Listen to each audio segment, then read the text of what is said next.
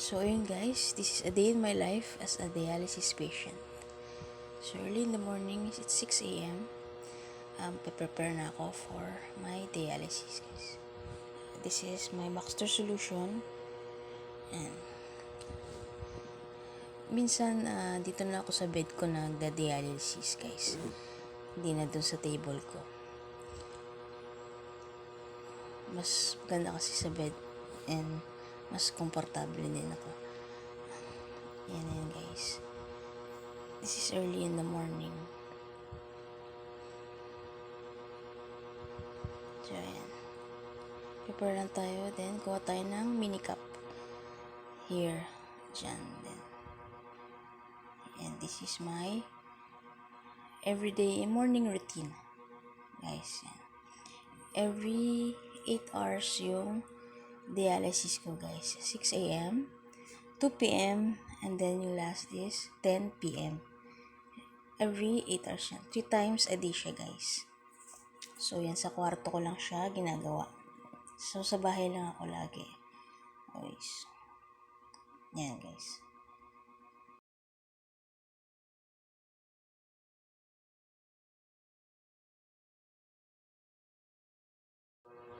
Then tumatagal lang to guys ng 8 to 10 minutes lang. So mabilis lang siya. Then after that, mag-rest ako, then matutulog. Gigising na ako ulit ng mga 12. And after that, yan, it's lunchtime.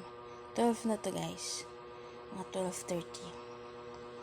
Yan, nagising na ako ulit. Then, kakain na ako. Yan, kasabay ko yung mother ko, yan, si mama. Yan, sabay kami.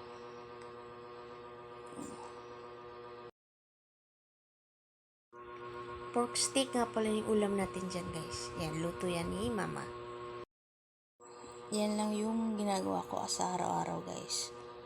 Dialysis na 3 times a day. Siyempre, kakain, maliligo. After natin kumain dyan guys, iinumin na natin yung mga gamot natin yan. Then ito naman guys, yung sa gabi, ayan, magtitimpla ako ng milk. Ayan, nagtimpla ako ng milk dyan guys.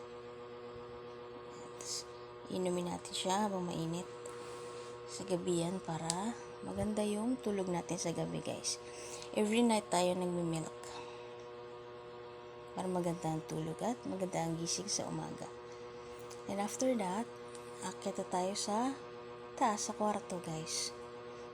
Then, magda-dialysis naman ulit tayo guys. Ito na yung last sa dialysis natin. Ito yung evening dialysis. This is 10 p.m. Hindi ko na sinama sa video yung 2 p.m. na dialysis guys kasi mahaba na siya sa video.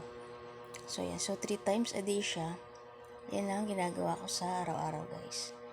Sa kwarto lang ako nagda-dialysis. 3 times a day. Every 8 hours. 6 a.m., 2 p.m., then 10 p.m. So this is the last.